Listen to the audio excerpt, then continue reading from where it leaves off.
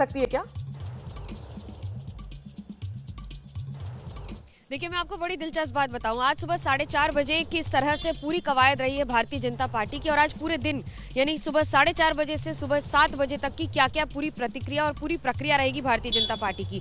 4:30 बजे प्रदेश अध्यक्ष वीरेंद्र सचदेवा उठेंगे और उसके साथ साथ वो अपने 3 महामंत्रियों को उठाएंगे। उसके बाद तीनों महामंत्री अलग अलग जिला अध्यक्षों को, क्योंकि पूरे दिल्ली को करीब 14 जिले में बांटा गया है, और उसके बाद जिला अध्यक्ष एक कमोवेश 6:30 बजे तक हर एक बूथ पे वोटर को उठाने तक की तैयारी सुबह 9 बजे तक की कर ली गई है। अब आप कल्पना कीजिए कि ये पार्टी की तरफ से है कि पार्टी अपने कार्यकर्ताओं को, बूथ कार्यकर्ताओं को जमीनी स्तर पर 6 से 7 के बीच में उतार दे।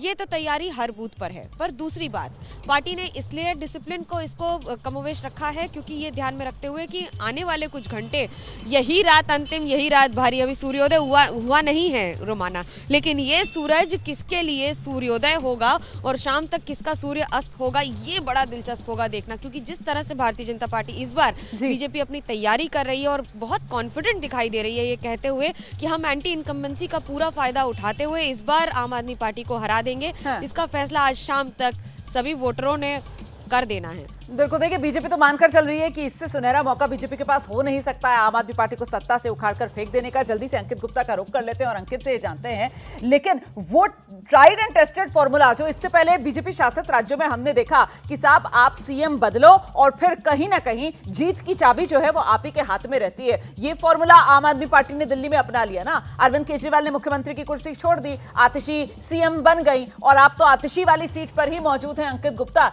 ऐसे में एंटी इनकम्बेंसी की काट कि आम आदमी पार्टी ढूंढ पाई चेहरा बदलकर, यह भी अपने आप में सवाल बड़ा हो जाता है अंकित।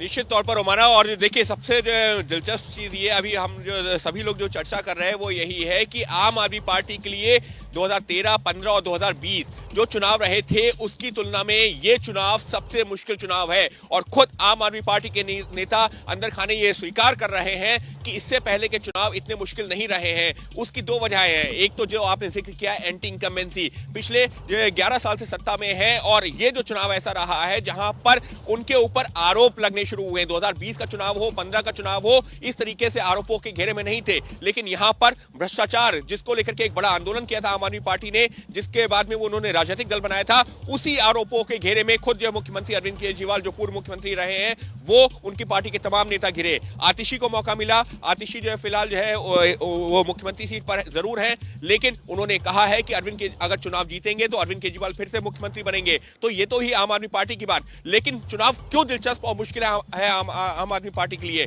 उसकी वजह यह है कि बीजेपी ने भी जो आम आदमी पार्टी का दाव था ना कि हम आपको फ्री देंगे, रेवड़ियां जिसका बहुत चर्चा हुई थी, जिस पर बीजेपी कुछ साल पहले तक लगातार हमलावर थी, इस बार बीजेपी के घोषणा पत्र में जो मैं जरा सा आपको रोक रही हूं आपको अंकित गुप्ता, क्योंकि जैनेंद्र जो है वो संदीप दीक्षित के घर पर ही मौजूद है और वहां पर संदीप दीक्षित आज मतदान वाले दिन निकल आए अपने कमरे से बाहर। जैनेंद्र,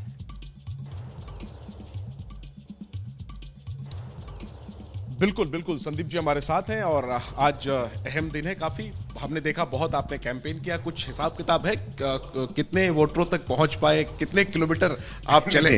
ऐसा कुछ नहीं, बहुत गए थे।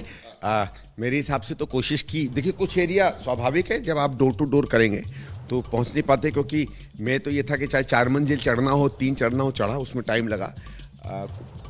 अगर अंदाज़ा लगाए तो शायद 60-70% को तो डायरेक्टली पहुंचे होंगे, कहीं कोई मिला कहीं कोई मिला। सवाल मैंने इसलिए पूछा कि अब आज जब वोटिंग का दिन है, क्या उम्मीद है आपको? कितने वोटों की उम्मीद है और लड़ाई किससे है?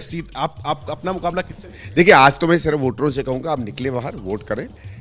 अपील ये है कि मैं तो ये चाहूँगा कि आप उसको देखें जो आपको अच्छा कैंडिडेट लगता है और जिस पार्टी और जिस कैंडिडेट के अंदर आपके इलाके का विकास होगा, आपके प्रदेश का भविष्य बनेगा, उसको वोट करें। मुकाबला संदीप दीक्षित का किनसे है? अपना मुकाबला किनसे मानते हैं? मैं अपना मुकाबला लोगों की अपेक्षाओं से मानता हूँ। उनको अगर लगेगा कि नहीं संदीप दीक्षित उनकी अपेक्षा में एक अच्छा कैंडिडेट है, उनके लिए काम कर पाएगा, तो वो वोट देंगे।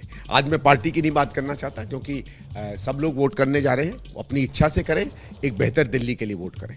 लेकिन जिस तरीके से आरोप प्रत्यारोप का दौर हमने इस चुनाव में देखा, खासतौर पर नई दिल्ली सीट पर जो दोनों उम्मीदवार अरविंद केजरीवाल और प्रवेश वर्मा आपके सामने हो, दोनों तरफ से एक दूसरे पर आरोप लगाए गए पैसे बांटने के और वोटरों को प्रभावित करने के। आप इस तरीके की जो तस्वीर आई है, बातें आई है, इस पर क्या? देखिए, मैं तो 2-3 दिन से कह रहा हूँ, बार बार कह रहा हूँ, बल्कि बहुत से न्यूज़ चैनल्स को मैंने कहा है कि हमारे लोग जगह जगह से रिपोर्ट कर रहे हैं। कहीं 1000 रुपया बट रहा है, कहीं 1200। कल रात को भी हमारे लोगों ने, आम आदमी पार्टी 1000 रुपया बांट रही थी, वहाँ मारपीट हुई। कुछ समय पहले 2,500 से 5,000 रुपये तथाकथित रूप से भारतीय जनता पार्टी वाले बांट रहे थे। बहुत जगहों पे पैसा बढ़ते देखे। देखिए, पहले भी कुछ ऐसी कुरीतियाँ हो जाती थी, इतने मास स्केल पर और एक के ऊपर एक वाली जो इनकी दोनों पार्टियों की रणनीति रही है। और इसी कारण से आप देखिएगा कि कई क्लस्टरों में आम आदमी पार्टी और बीजेपी के कार्यकर्ता भिड़ते हुए दिखे। भाई, हमारे भी कार्यकर्ता थे वहाँ, हमसे भिड़े क्यों नहीं? पे क्यों भिड़ेंगे? हमने कोई गलत काम किया हो? जब आदमी शराब बांटेगा, पैसा बांटेगा, तब लड़ाई होती है। एक आखिरी में पूछूंगा, क्या एक किस्म का दबाव आप पर है, क्योंकि पार्टी की जो हालत है दिल्ली में सब जानते हैं, और ये आपके पर एक तरीके से शीला जी की विरासत की सीट मानी जाती है। क्या ये दोहरा दबाव है कहीं ना कहीं आप पर, एक परिवार की विरासत और दूसरा पार्टी को खड़ा करने की चुनौती? कोई दबाव नहीं है। हमारा हमेशा ये लक्ष्य रहता है कि पार्टी बेहतर करे, लोगों के बीच में अपनी जगह बनाए। वो एक लेजिटिमेट पॉलिटिकल जगह होती है किसी की पार्टी के लिए, और हम अपनी उस जगह को, क्योंकि ये वो दिल्ली के विकास में और दिल्ली को लोग के साथ जुड़ के उनके कल्याण की जो जगह है, वो सही में कांग्रेस की ही जगह है। और वहाँ हम लोगों को पूरा विश्वास है, हमें जगह वापस मिलेगी। सरकार बनेगी इस बार? बनेगी। और बनी तो क्या आप मुख्यमंत्री के दावेदार होंगे? ये बड़ा रूटीन सा सवाल है, लेकिन रूटीन है, लेकिन हमारे यहाँ वो विधायक तय करेंगे, हाईकमांड तय करेगा। ठीक है। तो रोमाना संदीप दीक्षित तैयार हो चुके हैं, निकल रहे हैं वोटिंग के लिए। पहले खुद अपना वोट डालेंगे, फिर राहुल गांधी के साथ निर्माण भवन जाएंगे। राहुल गांधी तकरीबन 8:15 बजे वोट करेंगे। संदीप दीक्षित उनके साथ नजर आएंगे, शायद सोनिया गांधी के साथ भी नजर आए। प्रियंका गांधी जब वोट करने जाएंगी वो वहां भी जाएंगे। और पूरे दिन, जाहिर सी बात है, उम्मीदवार हैं तो पूरे दिन वो सक्रिय रहेंगे, नई दिल्ली सीट पर अलग अलग बूथों पर जाकर जायजा लेंगे। रोमाना, बिल्कुल। और देखिए, मंझे हुए राजनेता वो जिस तरीके से आज मतदान वाले दिन और सस्पेंस क्योंकि बना हुआ है, ऐसे में जो बॉडी लैंग्वेज है, उससे कॉन्फिडेंस जो है वो साफ तौर पर नजर आ रहा है संदीप दीक्षित का। मैं जरा जल्दी से अब आपको लेकर चलूंगी इलेक्शन वॉर रूम। हमारी सहयोगी जिया तैयार हैं। कुछ दिल्ली की जो वीवीआईपी सीट्स हैं जिन पर सबकी नजर है, उन सीटों का पूरा गुणा भाग और उन सीटों का एक्स फैक्टर जानते हैं जरा जिया से। जिया। बिल्कुल रोमाना, तो जैसा कि संदीप दीक्षित ही बता रहे हैं कि उनकी जीत होने जा रही है, कांग्रेस सरकार बनाने जा रही है, वापसी करने जा रही है। तो सबसे पहले हम नई दिल्ली की ही बात कर लेते हैं। नई दिल्ली विधानसभा सीट, यहां से अरविंद केजरीवाल आम आदमी पार्टी के हैं उम्मीदवार। और अगर हम बात करें बीजेपी की, तो प्रवेश वर्मा बीजेपी के उम्मीदवार है और संदीप दीक्षित को आप सुन ही रहे थे, कांग्रेस से मैदान में है इस बार। साथ ही इसके एक्स फैक्टर्स भी हम आइए बता देते हैं। लुटियंस दिल्ली इसी सीट से आती है और देश की कई बड़ी हस्तियां यहां की वोटर्स हैं, जो कि आपको कुछ देर बाद वोट कास्ट करते हुए नजर आएंगी। सरकारी कर्मचारी इस सीट पर बहुत ज्यादा हैं, उनका रुझान किस तरफ जाता है 8 तारीख को पता चलेगा। लगातार 3 बार यहां से अरविंद केजरीवाल की जीत हुई है, तो उनके साथ टक्कर काफी ज्यादा महत्वपूर्ण बीजेपी और कांग्रेस की। ऐसे में पूर्व मुख्यमंत्री शीला दीक्षित भी यहां से चुनाव जीती हैं। संदीप दीक्षित के ऊपर भी एक बड़ी जिम्मेदारी है इस बार, कड़ा मुकाबला। इस बार पूर्व सीएम की टक्कर 2 पूर्व सीएम के बेटों से है। 2008 से पहले इस सीट का नाम गोल मार्केट था, लेकिन नई दिल्ली विधानसभा सीट से इस बार किसको जीत मिलती है 8 तारीख को पता चलेगा। कुछ देर बाद वोटिंग शुरू हो जाएगी। लगातार हमारी नजर इस बड़ी खबर पर है और एबीपी न्यूज पर लगातार दिल्ली विधानसभा चुनाव